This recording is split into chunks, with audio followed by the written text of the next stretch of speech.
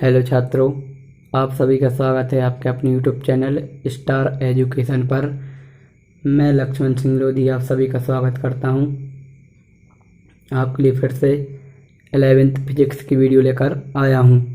आज की वीडियो में हम बहुत ही इंटरेस्टिंग क्वेश्चन के बारे में स्टडी करेंगे और बहुत ही इम्पोर्टेंट क्वेश्चन है, पेपर में अक्सर पूछा जाता है। तो आइए चलते हैं वीडियो की ओर और देखते हैं आज का हमारा वीडियो। तो हमारा क्वेश्चन है, असमान वृत्तीय गति को परिभाषित कीजिए तथा इसके लिए सिद्ध कीजिए T2 बराबर 6 mg अथवा करके ऊर्ध्वाधर वृत्त में पिंड की गति के लिए सिद्ध कीजिए T2 बराबर 6 mg। ठीक, तो पहले हेडिंग बना लेंगे असमान वृत्तीय गति और लिखेंगे जब कोई पिंड एक ऊर्ध्वाधर वृत्त में गति करता है तो पिंड का रैखिक वेग अर्थात चाल तथा दिशा दोनों वृत्ताकार मार्ग में भिन्न भिन्न बिंदुओं पर भिन्न भिन्न होता है। जब पिंड ऐसी गति करता है ऊर्ध्वाधर तो उसमें क्या होता है, दिशा और चाल दोनों क्या होती हैं, वृत्ताकार मार्ग में भिन्न भिन्न बिंदुओं पर भिन्न भिन्न होती हैं, जिससे पिंड पर लगने वाला बल, कौन सा बल, अभिकेंद्रीय, पिंड पर लगने वाला अभिकेंद्रीय बल तथा डोरी का तनाव बल भी लगातार बदलता रहता है। क्या होता रहता है, बदलता रहता है। क्या क्या, अभिकेंद्रीय बल मतलब जो केंद्र की ओर लग रहा है, और डोरी का तनाव बल।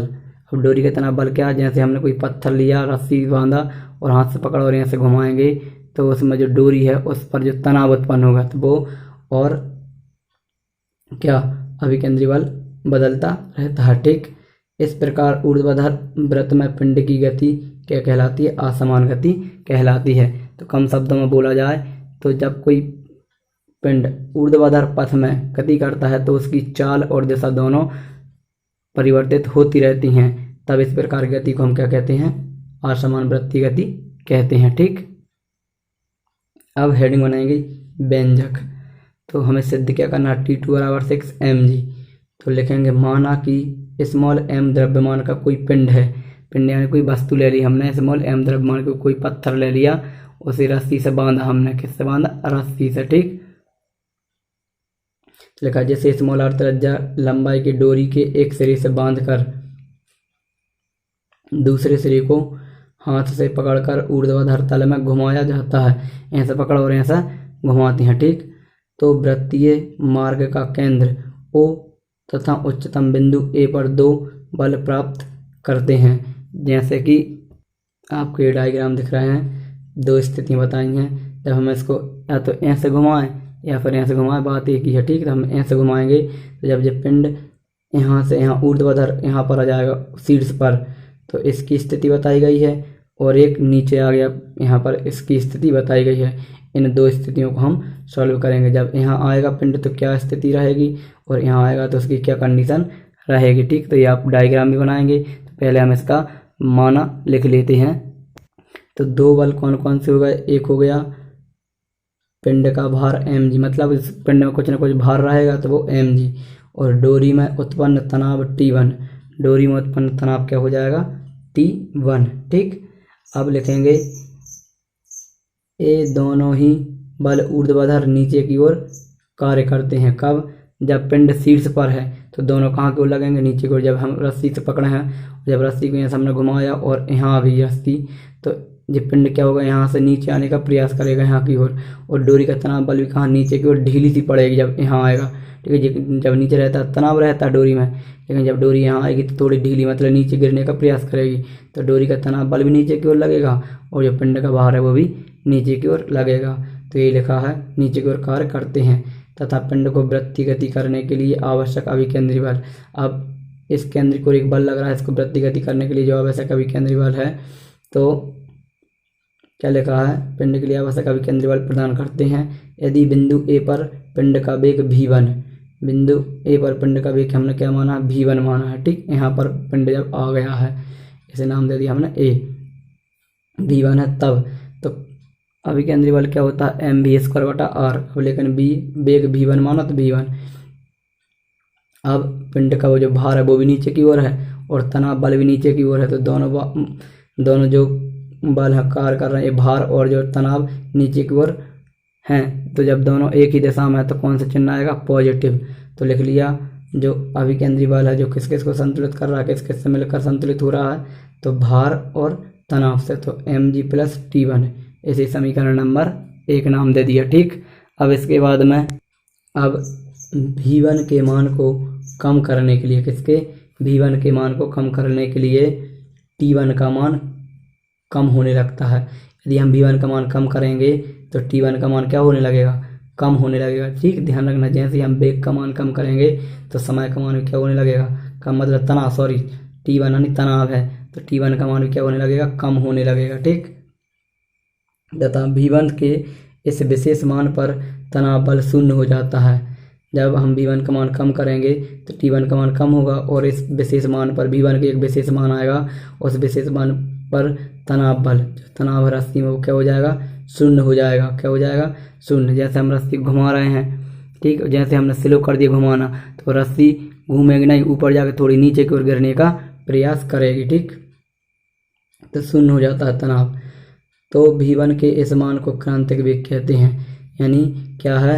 V1 के जिस मान पर रस्सी का तनाव बल शून्य हो जाता है, V1 के उस मान को हम क्या कहते हैं? क्रांतिक वेग कहते हैं। ठीक, इसे Vc से प्रदर्शित करते हैं। ठीक, Vc से क्या करते हैं? इसे प्रदर्शित करते हैं। हमारा जो T1 है वो क्या हो गया? 0 हो गया। क्यों? V1 का मान कम करने से। V1 का मान कम करने से T1 का मान 0 हो गया, तो V1 को उस मान को कम कहने लगे क्रांतिक वेग, यानी Vc कहने लगे। तो V1 की जगह पर क्या आ गया? Vc। ठीक, और T1 का मान क्या हो जाएगा? 0।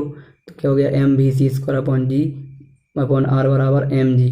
तो m से m कैंसिल, Vc² अपॉन में R बराबर G। तो यहाँ से R का 3 गुणा कर दिया तो Vc बराबर √RG आ गया। ठीक, फिर इसके बाद में इस स्थिति में, कौन सी स्थिति में? जो हमने अभी ऊपर मान निकाला है, इस स्थिति में पिंड को वृत्ति गति करने के लिए आवश्यक अभिकेंद्री बल पिंड के भार से प्राप्त होता है।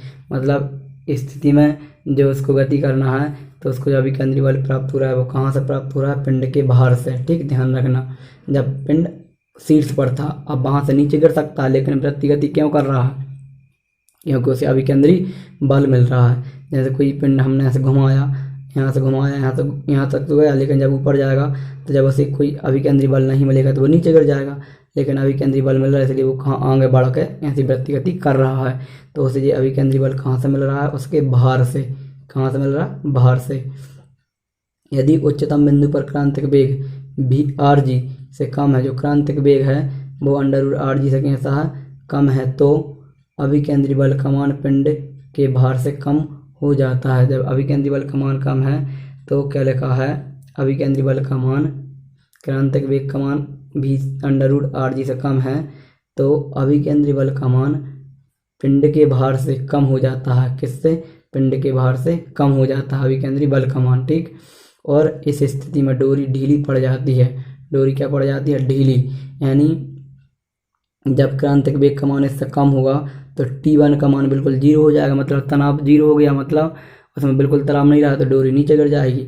तो यही लिखा कि जब इससे कम मान होगा क्रांतिक वेग का, तो उस मान पर जो अभिकेंद्री बल है उसका मान पिंड के भार से कम हो जाएगा। अभिकेंद्री बल का मान पिंड के भार से जैसे कम होगा तो रस्सी ढीली पड़ जाएगी। ठीक, और पिंड नीचे गिर जाता है। अब लिखेंगे यदि निम्नतम बिंदु B, अब नीचे की पोजीशन पर आ गए, तो लिखेंगे यदि निम्नतम बिंदु B पर पिंड का वेग V2 है, तब ऊर्जा संरक्षण के सिद्धांत से, अभी हमने उच्चतम बिंदु पर वेग मान लिया V1, अब निम्नतम बिंदु पर वेग मान लिया V2, तो लिखेंगे ऊर्जा संरक्षण के सिद्धांत से बिंदु B पर गतिज ऊर्जा, ठीक, बिंदु B पर गतिज ऊर्जा बराबर में हो जाएगा बिंदु A पर गतिज ऊर्जा प्लस बिंदु A पर स्थितिज ऊर्जा, यही लिखना है।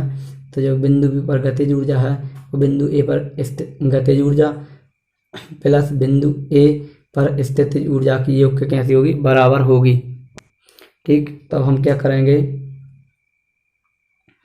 तो लिखेंगे अब क्या हो जाएगा, देखो बिंदु बी पर गतिज ऊर्जा, तो गतिज ऊर्जा का फॉर्मूला होता है हाफ एम वी स्क्वायर, लेकिन बिंदु बी पर वेग क्या माना v2, तो 1/2 mv2 स्क्वायर बराबर में 1/2 बिंदु ए पर क्या है वेग v1, तो mv1 स्क्वायर प्लस, और बिंदु ए पर भार स्थितिज ऊर्जा क्या है 2 mgr, स्थितिज ऊर्जा ध्यान रखना क्या होती है mgr, तो 2 mgr क्या हो जाएगी स्थितिज ऊर्जा। ठीक, अब हम क्या करेंगे, चूंकि हमारा जो v1 है वो किसके बराबर है vc की, तो इस v1 की अपन क्या लिख देंगे vc, 1/2 mv2 स्क्वायर बराबर 1/2 mvc square plus 2 g mgr, आगे पीछे लिख सकते हैं। ठीक, इसके बाद में क्या हो जाएगा, चूंकि हमारे पास vc का मान है क्या √rg, ठीक, तो हम ये मान रख देंगे तो क्या हो जाएगा 1/2 mv2 स्क्वायर बराबर 1/2 mvc की यहाँ पर क्या लिख देंगे √rg, और इस पर क्या लगा हुआ है स्क्वायर, तो स्क्वायर लगा दिया। ठीक, प्लस 2 mgr स्क्वायर से रूट कैंसिल, तो 1/2 mv2 स्क्वायर बराबर में 1/2 mrg प्लस का 2 mgr या rg आगे पीछे लिख सकते हैं, जिसको यहाँ से सॉल्व कर लेंगे तो 1/2 mv2 स्क्वायर बराबर 2 दूना 4, तो mrg ये एक जी है प्लस 2 दूना 4 mrg, और जी आर आगे पीछे कर सकते हैं, बटा में 2 एलसीएम हो जाएगा। ठीक, तो क्या हो जाएगा, इस 2 से ये 2 कैंसिल हो जाएगा, तो mv2 स्क्वायर बराबर 5 mrg, m से m कैंसिल, तो v2 स्क्वायर बराबर 5rg। ठीक है, तो v2 बराबर √5rg, ठीक, इसका मान आ गया v2 का मान। अब इसके बाद में अब पिंड को बिंदु बी पर भी गति करने के लिए आवश्यक अभिकेंद्री बल चाहिए पड़ेगा, तो लिख लेंगे बिंदु बी पर पिंड को वृत्तीय गति करने के लिए आवश्यक अभिकेंद्री बल,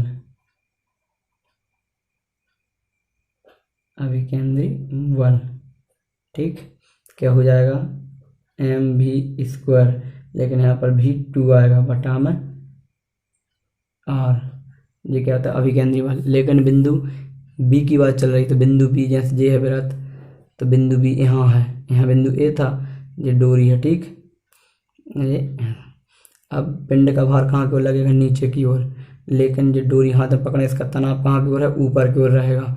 ठीक, कहाँ की ओर रहेगा ऊपर की ओर तनाव रहेगा, लेकिन भार कहाँ की ओर रहेगा नीचे की ओर, तो दिशाएं कैसे हो जाएंगी विपरीत, तो T2 माइनस का mg, इसलिए माइनस आएगा। ठीक, अब चूंकि v2 बराबर √5rg, ठीक, ये चित्र हम पहले ही आपको बता चुके हैं। ठीक, तो क्या हो जाएगा v2 का मान हो जाएगा